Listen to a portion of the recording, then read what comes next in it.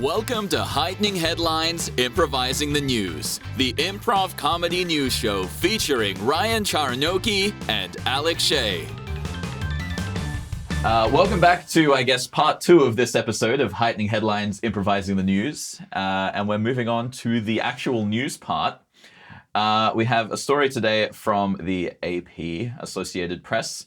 Florida deputy captures runaway emu and returns the large flightless bird home unharmed. A Florida deputy has captured a runaway emu and safely returned the large flightless bird to its home. A St. Johns County deputy responded last Friday to a rural area west of St. Augustine following reports of the bird's escape, the sheriff's office said in a Facebook post. The deputy attempted to secure the emu, but the bird kicked several times using its large talons and fled, authorities said. After a short chase, the deputy cornered the emu, secured it with a makeshift lasso. Makeshift lasso. And handcuffed its legs together to render the talons useless. The emu was returned to its owners unharmed. No charges were filed. Right. Against the emu? The file or against the owner, because it was returned to an owner, apparently. Someone owned this bird. Wow. Does that mean you're responsible for the things that the bird does? Maybe. Was it allowed one phone call? Yeah. Emus are native to Australia and can grow over 6 feet or 1.9 meters tall. They have soft brown feathers, a long neck, and long legs, which allow them to sprint up to 30 miles per hour or 48 kilometers per hour. That's it. That's the whole article. That's amazing. They lassoed and then arrested the bird. What's a makeshift lasso? Made out of electrical cords? It would be even weirder if they had a lasso. Yeah. I mean, get my lasso. This is in the south of the US, though, and I feel like if there's any sort of police authority that's just going to have a lasso on hand. But lassos are like cowboy tools for ranchers. They don't have so many ranchers in Florida. That's a Texas thing. Yeah, I guess so, but still, I mean, maybe not Florida. I feel like Texas, I wouldn't be surprised if the police officers just had lassos. Had lassos? What's the lasso for? Apart from kids pretending to be cowboys. Good question. That's interesting. Is it for catching animals? Is it for catching animals? To my knowledge, yeah. The idea is it gives you a way to... the idea is you're supposed to throw it over the head of, a cow or I think even, wild horses if you want to try and subdue them. Does it subdue them? I mean, I don't think just getting it on them subdues them. I don't know if there's any techniques to bring them down after that or anything. Let's ask the deputy. But Let's ask the emu, honestly. The emu knows best. To my knowledge, it is to do with catching them. Because my dad is a farmer, and I don't know if he ever used a lasso. Oh, please tell me you use a lasso. Used to use a whip a lot, though. What? Yeah. On the cows? Not on the cows. What do you use it for? Please tell me it's on the animals. I mean, I don't think they're allowed to use it anymore, but it used to be I think you'd have a whip for the horse that you were riding sometimes. That, yeah. But that's a different kind to what you would use on an animal that's further away. What about boomerang? A boomerang. Yeah. Did he have the whip for the farm? Yeah. Or was it just completely unrelated? He just had a whip. He just had a whip. And that's if you can combine a boomerang and a whip. A boomerang and a lasso. Some kind of way that it throws it, traps them, and if it misses them, it comes back to you. Or it just, you throw it, it catches them and brings it back to you. Oh, yeah. How did I miss that one? There you go, yeah. Can you throw a boomerang? I have thrown them when I was a kid and was able to get them to come back. Oh, really? This is what all kids do in Australia, right? At some point, probably. But the whole point of a boomerang is that it hits an animal, right? And then you go and grab it. I didn't know that.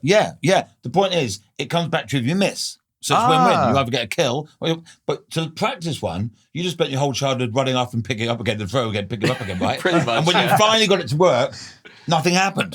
Yeah. That's a wasted childhood. Exactly. That's amazing. I never realized that. Yeah. Can you confirm that as an Australian? I do believe that's, again, I'm not an expert boomerang user, but you're that's Australian. What I was taught is the idea is they were used for hunting. And so it only makes sense that if you hit something, it's not going to come back. No, but you've won. Yeah, you've won. You've killed something. You've got do you think it was indigenous people's way of opening gift shops? I thought it was a toy. It's like a piece of wood. How is that going to kill anything? If you throw it hard enough. Yeah, hit a bird. So for our next episode, okay, we have a live boomerang hunting show. I thought my childhood was a combination of wishing I could throw a boomerang and being scared of quicksand. That's, I listened to a 'Cause if podcast you about fight, this. you drown. If you stay still, you drown. So I can't win. So I spent my childhood just terrified of quicksand. Yeah.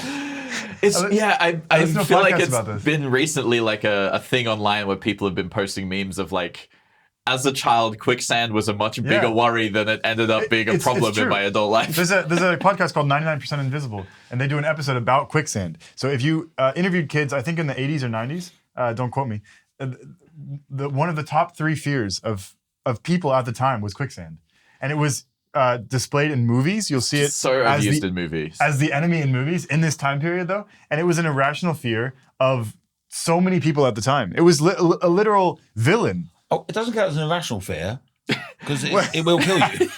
It's rational if does it- you're in yeah. a situation where quicksand is a real concern. It's a ludicrous notion because Yeah. you're not going to meet it. But sorry to be pedantic, that doesn't count as an irrational Fair fear. enough. Yeah. Does it exist? Is it on Earth? Yes, It does exist. Yes. Yeah. But my point is, it's a ludicrous fear if you live in North London. Fair Yeah. enough. Like, can I tell you one of my favourite jokes involves quicksand? Yeah.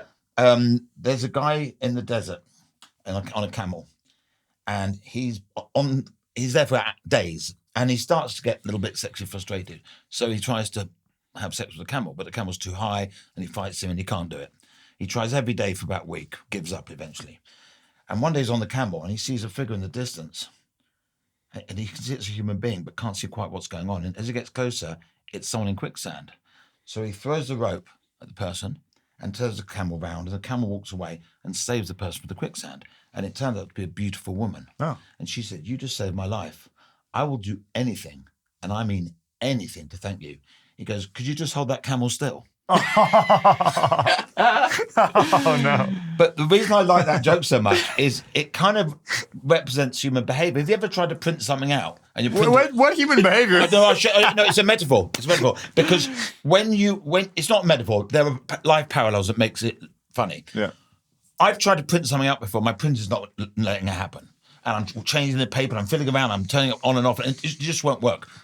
And when I realised the thing that I'm printing out could be done by hand, right? This is maybe notes for a corporate event. Yeah. Could be done by hand in 10 minutes. And I realised I'm spending more than 10 minutes trying to. So by the time I'm past 10 minutes, it's now a fight with that thing. Mm-hmm. So that's the camel. Going, hold the camel still. That's true. Because the paper is. It's not about the thing you need, it's about winning the fight. Exactly. So he'd rather have sex with a camel than a beautiful woman because he's obsessed with getting that done. Yeah. So that's a bit like battle with a printer. Yeah. But I don't mean a bit life parallelism. We've all been there. Yeah. It's funny because it's true. Relatable. No. So many camels in Australia. Well, England's a different country. But if only you did that gig, Yeah. if it's your joke, and everyone's laughing and there's an Egyptian person on the floor. You're like, hey, hang on a minute. Yeah. You're relating to this a little bit too much. You mean Muhammad? Yeah. No, I do the same thing. I will spend way longer just trying to do things the efficient way and the right way. Because I have to do it that way. Or I'll try to. Quite ridiculous. Or I'll try to do something without washing up. Like I need, rather than wash up one fork, I'll try and, Oh, yeah. or the bottle opener's in the dishwasher. So I'll try and, say me walk in the dishwasher, I'll try and do it without moving. Mitch Hedberg's got a joke. Here's another one, like the camel one being a parallel. Mitch Hedberg had a joke that shouldn't work to non-comedians, but does. He goes, I can't do his accent, but I can do his rhythm. He goes, sometimes when you're a comedian, you have to think of jokes, and when it's funny, you write it down. Or if the pen and pad are too far away, I have to convince myself that it wasn't that funny. Yeah. But that's that's the same thing. That applies to remote controls. I want to Yeah. change the channel. I'll just watch it. So the reason audience members laugh at that as well as comedians is because there's a parallel with their lives. When you basically can't be bothered to do something, so you don't do it. You allow yourself to not do it. Yeah. And that's not just. But I've often done, like, you don't want to walk to another room and back again, so you end up carrying 6 things to save you doing a 1 minute. Oh walk. yeah, the classic Yeah. carrying the groceries from the car to the. Trying to do it in one go. Go. I'm not walking back. You go, it's a 20-second walk. Yeah. And then you drop stuff, then you break stuff, then you pick up, you've got to clear up. So you end up doing 5 minutes work Worth to it. save a 30-second walk. Worth Yeah. it. Yeah. Worth it. I got to win. But they're mini victories, aren't they? yeah. Because when it does work, you feel really good. You do feel good. I do have to say my hit rate on these types of things has gotten better and better as I've gotten older. Somehow, I'm more adept at not failing. So it has paid off. I will say that. I think I've got a lot of clothes that have been stained as a result of trying to win those battles. Against the Fair Camel? enough. Yeah. Oh, jeez. You were in the desert last week, weren't you? No, it's just that bit when you end up with chocolate on a pair of light coloured trousers Right. because you tried to just save a 10-second walk. Yeah, true. I find I'm losing more. So maybe I pushed myself too far. I think Go on. Yeah, in the beginning you lose more, and then you figure out ways. I don't know. No, but I'm As my older than you. genes are- I should figure out more. It's a bit like mass murderers get caught because they keep getting away with it. I yeah. could do more. Yeah. They keep getting more, and then they get caught, right? Yeah. It's almost like they're seeing how far they can go before they get caught. Yeah. And I think I've got to a stage where I go, okay, I'm going to try and carry 4 battles. Yeah, now. true. Yeah. There's a comedian that has, oh God, what's his name? A joke. It's from his show. I think it's just called If I. Dimitri Martin. Yes, yeah. He has a bit where he talks about like he was going through a phase of constantly trying to challenge himself in just various ways, which included trying to, whenever he needed to go to the bathroom, he'd just hold it for as long as he could Geez. until one day, while he was at work, he lost this challenge. Oh, jeez. And so he's got pants that are just completely covered in piss. And his boss is looking at him and he just goes, "These are some sweaty balls." Oh, gosh. That show won the Edinburgh Award. I heard it's absolutely Dimitri amazing Martin, piece of comedy. Is he English? American. It was more clever than funny, that show, though. Yeah, I mean, I agree with that, but it was that's the kind of thing I like. Yeah, it was about his love of palindromes. Okay. Yeah. So the show was called If I, which is a palindrome. So it's about hypothetical situations. So it's very clever that the title of the show is a palindrome. His promoter was a friend of mine called Hannah Chambers. So her name was a palindrome. Hannah, her first name. Yeah. I watched that show and went, this is a very intelligent person. Mm-hmm. And it was a celebration of his love of palindromes. But there were a few moments, and I hope he's not watching. I met him a couple of times with a lovely guy. But there's a few moments where he was marveling at his own intelligence. Almost like kind of shamelessly bragging. And you can present how clever you are with some humility. And I felt there's a little bit of like, there was a bit about, I feel bad. He's not going to see this, is he? Hopefully, Probably not. there's a bit about beer bottles, and what some people look at a beer bottle, they'll appreciate the shape or the colour of the glass. I saw letters, and I went, that moment there is you going, I'm marvellous. Now, you could argue that was him. No, he was saying, my love of letters. But I think it could have presented like, we all see different things. But for me, I was just obsessed with the letters. Almost like, sorry for not noticing the rest. That's all I saw. But I saw letters. And I went, you're marveling at yourself. Yeah, I mean, I guess to me, the show had like a mix of like marveling at this crazy stuff that he did, but then also sort of self-acknowledging this was a massive waste of time. Oh, an obsession. Because he wrote like a poem for that show that's like 180 words or something. The entire poem is a palindrome. Oh, wow. Yeah. It's under everyone's seat to take home with them. Yeah? It was. Oh, my goodness. It was probably the cleverest show I've ever seen. But if you're clever and it doesn't end up with a punchline, then that's not as clever as it could be. Yeah. You know, I felt that. I don't know if I've ever criticised a show on camera before. Maybe I was partly jealous. We won't tell him. The thing is, I'll share my love for him to counterbalance your criticisms. I wasn't doing a show that year, so there wasn't any direct jealousy because I wasn't in competition with him. I popped up just for a weekend. I know I wasn't doing a show there because I remember popping up and meeting him. But a very humble guy. You know, I said to him, despite the way he presented that letters was his way of saying, my joy. But I saw it as, I'm magical. But he would argue, if he was saying, no, I was saying, I love letters, right? So, you know, I was very, very critical of me to see that as arrogant. But when I met him, I said to him, are you aware how big an award this is in Britain?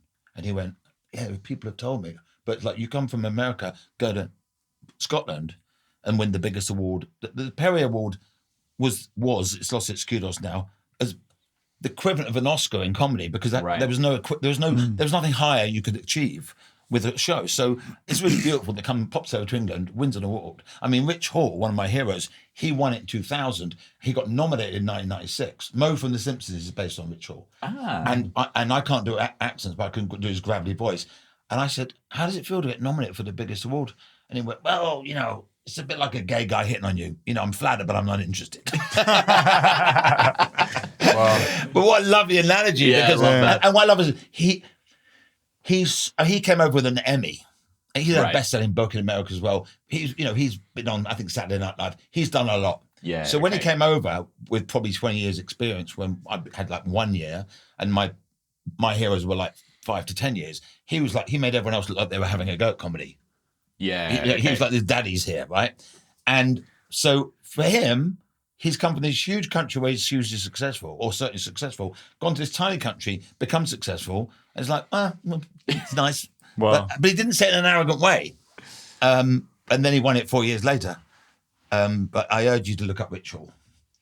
I've definitely heard the name. I'm wondering if I've seen bits It's of his phenomenal, stuff. phenomenal comedian. In fact, look up Ritual Countdown. Rich Hall Countdown. Yeah, there's a comedy version of a word game, a bit like Anagrams game called Countdown. They do a comedy version. Jimmy Carr hosts it. Oh, you're talking about 8 out of 10 cats. Yeah. Yeah, okay. And but Ritual does a song about Scrabble, and it was so good. I played it in front of a load of comedians the other day because it was one technique that I talk about that he applied in bundles. Right. So watch it, and it's the bit about the word love. It's about an anagram of the word love, and the punchline is, he's like a god to me. If he's been on that, I've almost certainly seen him because I'm pretty sure I've watched every single episode of 8 out of 10 Cats Does Countdown. Pretty much everything. I love those like British panel comedies. Big Fat Quiz of the Year, Big Fat Quiz of Telly. What else is there? I think that even just like the 8 out of 10 Cats one where they try to guess. I don't know. It's to do with news stories, and then they try to guess statistics, but. I don't know. British comedians sitting around and making jokes is always 8 out of 10 funny. Cats is about statistics, isn't it? Yeah. Yeah. This world is completely new to me. You're missing out, man. Oh, man. You know- I mean, yeah, Sean Locke used to be one of the team captains for... That's what made him big. Yeah. He was bubbling under for years and His- years and years. That gave him someone... The carrot in a box Yeah, bit so is good. one of the Yeah. funniest things that I think has ever been aired on TV. That's what we're known for most. But some TV producer went, Sean Locke's brilliant. Why has he not had a break? He did the stand-up shows that I was doing, but a million viewers doesn't change your life. Right. And he was getting great reviews in Edinburgh. Comedian, he was the comedian for a while.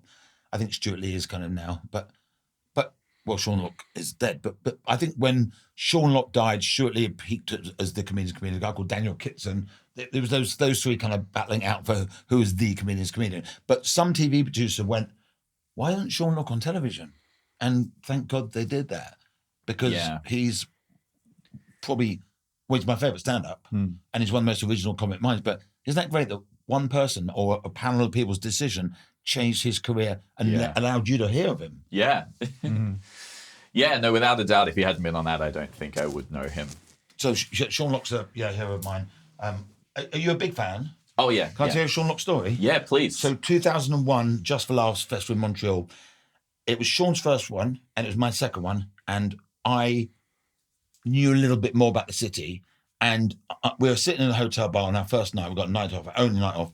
And I said, I want to see a show, because if you show your laminate to a desk down there, they get you a cab anywhere free of charge. So I knew a venue, Club Soda, and Johnny Vegas, who was a good friend of mine, great comedian. Sean Locke was a good friend. He was an idol who I'd hung out with a bit. Yeah, I'll come with you. And I was like, oh my God, Sean Locke's hanging out with me. Not just I'm spending time with him. I instigated the it was like, my God, Sean Locke's tagging along with me. This is a big deal. Because although I knew him, I wasn't in awe of him sitting in the pub. I was just going, this is great, I'm hanging out with Sean Locke. So anyway, Sean Locke's quite cynical. That comes across on the panel show, right? Yeah.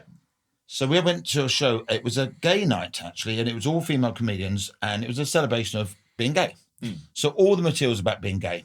And there were 600 people with a balcony, and it was everyone got a standing ovation, which diminishes the impact of the standing ovation, because they all got one. And the audience were cheering jokes rather than laughing at the jokes, because they would just go, we support this. Right. And it didn't have, there was laughter, but the cheering was louder than laughing. Anyway, there's a woman on at the end, and she sort of wrapped her set.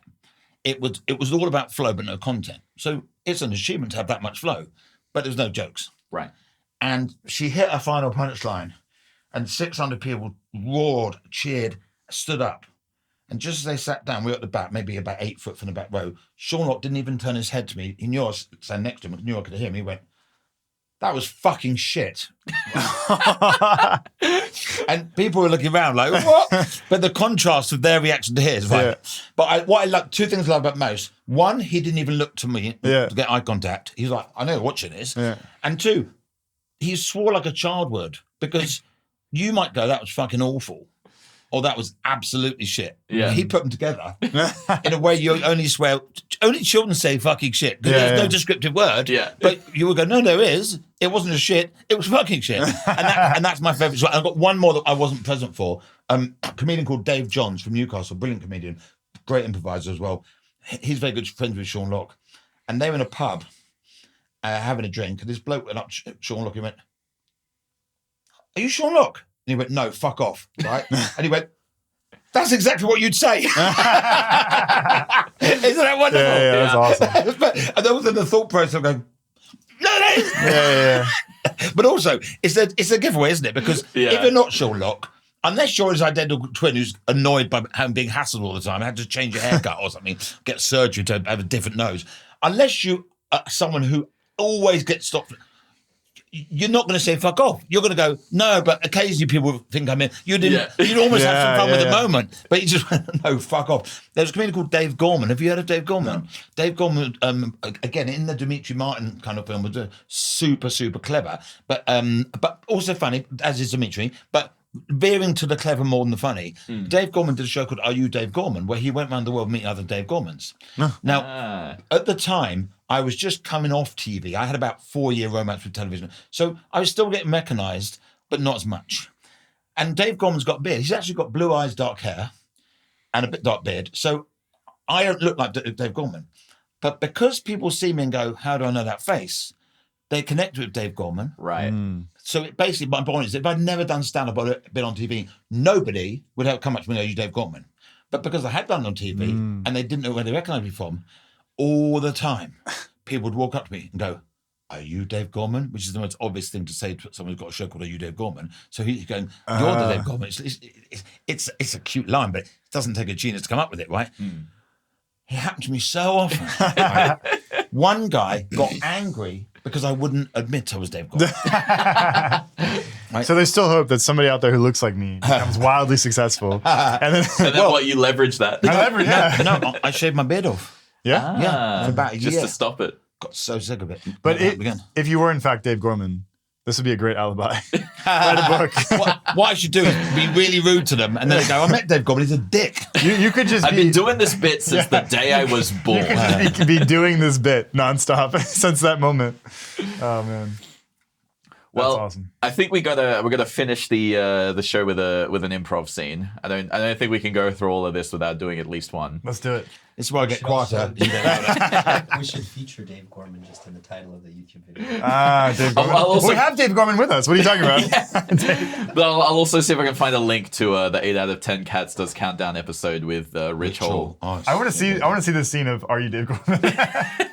I want this interaction. Sure. You can be an emu that runs across. Yeah, I think that's a good premise for a scene. All right. Just yeah. Are you Dave Gorman? Scene over. I mean, no, I get that a lot, but no, I'm actually just. It's crazy. My name is actually Rich Gorman. You're Dave Gorman. No, I've No, seen you no, on TV. I've never been on TV. I run the restaurant up the street. No, but you look exactly like him. I swear. I was telling my wife, this is Dave Gorman. No, it's really. Look, this is my brother. His name is Chad Gorman. You can ask him. We're definitely not Dave Gorman. Can you just sign my, please? Can you sign my back? This is all I want. I'm a Your huge back? fan. Yeah. Sign my You back. want me to sign your back? Yes, I have a tattoo gun with me. Please. Am I allowed to laugh? Yeah, Dave, I'm oh my gosh, are you Dave Gorman too? No, I'm his brother. Okay, that I believe. Look, Dave, but what? No, he's my brother. you look exactly like him. I'm not qualified to use a tattoo gun. Please, Dave, just do your best. It's gonna be perfect. All over my back. I have instructions tattooed. You have instructions tattooed I've been for ready me for this to moment. tattoo your back. I'm ready for this moment. Dave. Can I just suggest something? Yes. I've always wanted a tattoo, so just compromise, do it on mine. But can it be a butterfly? Sure. Dave is a... You want me to tattoo a butterfly on his back as an homage to the fact that you think I'm Dave Gorman? Dave is famously a very good tattoo artist. And Dave also doesn't admit to being Dave. We know that. Dave, please. Take the tattoo gun. Well, There you go. Wait, if he does it badly, you're going to be angry with Dave Gorman for pretending not to be Dave Gorman. I could never because be- he's good at tattoos. I could never be angry at Dave Gorman. I really don't think I'm called. What if I just Dave. do like a little dot? Dave, just tattoo your name on my back. Will you do that? Tattoo your name on my back. All right. Dave, D-A-V-E. You know how to spell your name, right? I don't know what his signature looks like. Do you want me to just Your signature? How about I just do like a big D? That's the worst of all the possible options. So I did the D. I think it's a little bit big. It takes up most of your. Also Your known as the back. fastest tattoo artist in the world. I literally just went like that. I'm not qualified. So now you have the big D on your back. I didn't feel a thing, honestly. I think maybe you tattooed my What shirt. do you think, bro? Does it look like a big D? It looks more like a bike lock. A bike lock? Wow. What even is that? A bike lock? A bike lock. Do you not lock your bike? I Dave Gorman famously doesn't lock his bike. Have you? Dave Gorman's bike locks itself. Did you know that? I did not, because Yeah. I am not Dave Gorman. Dave Gorman. Dave. Are you Dave Gorman? You have to tell me if you're Dave Gorman. I legally do not, and I am not. I think you can have the tattoo gun. Keep it. I want you to have it. Before you get rid of it, can I suggest something? Do a Butterfly. tattoo of a key, so if he doesn't like it, he can take it away. Ah, brilliant. Dave. It looks like it's attached to a mole on your back. Why are you helping him? You're my brother. You're very kind, Dave Gorman number 2. Or should I call you Dave Gorman's brother? There are no rules, man. All right, I'll do a key All right, for the thank bike lock. The Dave Gorman bike lock. There, it's kind of like a backwards F. Oh, wow. My life is complete. Thank you, Dave. You're, Do you want my autograph? no, Dave Gorman famously doesn't give I autographs. don't even know who you are. You came up to me and said, "Are you Dave Gorman?" I said no, and then you made me give you a tattoo. That's what Dave Gorman does. Everybody knows this. Have you not seen the show, Are You Dave Gorman? He goes around denying he's Dave Gorman. And then tattooing people. That's a bit of an odd request, but look, Dave Gorman doesn't give signatures. He receives them. Does he also have a brother who keeps like egging on the guy, even though he's not Dave Gorman? Yes. It's brilliant. And every episode of Dave Gorman has another guy who looks just like him, who claims to be his brother. How is this guy making money? Dave, ask yourself that. Thank you. Here's my autograph. What? It says Dave Gorman. You autographed my own name to me? Wait, shit, I gave it away. I am Dave Gorman.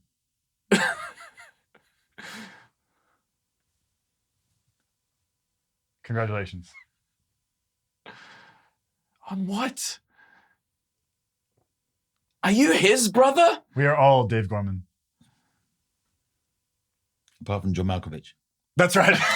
Scene. That was great. That was great. Do you know what it's like? It was like I was watching an improv show and heckling occasionally. I love that. Just another guy. It's another guy. I'm Dave Gorman. You were a bit of like the bystander brother. What about an improv show where the audience member, rather than being on the chair with them, just sat there with a microphone and chipped in when they felt like it? Love that. Would that work? If they were funny? Yeah. Yeah. There's an improv exercise where there's a person you have to just give words, and the second person is telling a story, and they have to incorporate the word. So whatever you throw at them, they have to incorporate it. That'd be actually a really fun exercise. We do an improv scene. You throw us an offer whenever you want to. We have to incorporate it. Yeah. I Wanna was try going to say that? there's another common short form game where you get an audience member volunteer to come up, and then while you're doing the scene, at any point you can just like get to a word and you point to the audience member and they fill in the blank. So it's like I'm going to the shops to buy a Yeah. pack of cigarettes, But whatever. the laugh doesn't come from that moment. Often it does Oh, really? because like they're kind of panic or like they're kind of It's out of context. the fact that they're usually not really prepared because, they're usually not an improviser. Whatever they say is funny because you're not expecting it. Yeah. And then the improviser's job is to commit as hard as possible to it to make that thing make sense. Yeah. This is awesome. Well, I have a plane to catch. Yes. Yeah. Absolutely. Well, thank you so much for joining us. It was I a only pleasure mentioned it having you. because he has very little concept of time. Yeah. He That's gets true. to his appointments 1 minute before he needs to be there, always. So Yeah, he yeah. does it, but it's kind Yes. of cool. But it's almost like half Spanish, half Caribbean. Just got this kind of time. Doesn't Yeah. manana. Yeah. There's some culture where people are a bit more laid back about being on time. Classic Ryan. Yeah. Dave Gorman's famously known for. For being late because of arriving. all of the tattoos that he's giving. Absolutely. I'm going to look up Dave Gorman tonight. Yeah, me too. I think you get a tattoo of a bike lock with a key in it to show your commitment to something. But it has to just look like a big D. It's a bike log, yeah, with a key on it. I love that. DF. I need to meet Dave Gorman sometime in real life. But yeah, no, it was a pleasure having Yeah. you. It was really great hearing those Thanks for stories. having me. It's personally, I really loved hearing stories about Sean Locke. Like, I have zero personal connection to him. Just absolutely love his comedy. So that's actually quite an honor for Yeah. me Well, to. what an honour for me to have been there when he said it. Yeah, absolutely. So and, thank you for being Thank you for here. having me. Thank you. Yeah. Thank you. Adam Bloom, Finding Your Comic Genius. Yay! Excellent book. If you know anybody who does comedy, check it Available out. now Yeah. on anywhere you can Amazon buy only. Amazon. And on Audible as well. Audible, yeah, the audiobook just came out. It's really, really well done. So Thank you. check it out. And check out Adam. He's a brilliant guy, very funny guy. So Yeah, if he's ever touring near you, you go see him. absolutely. Yeah. Thank you, Adam. Thank you. Thanks for listening to Heightening Headlines. Tune in next week for more.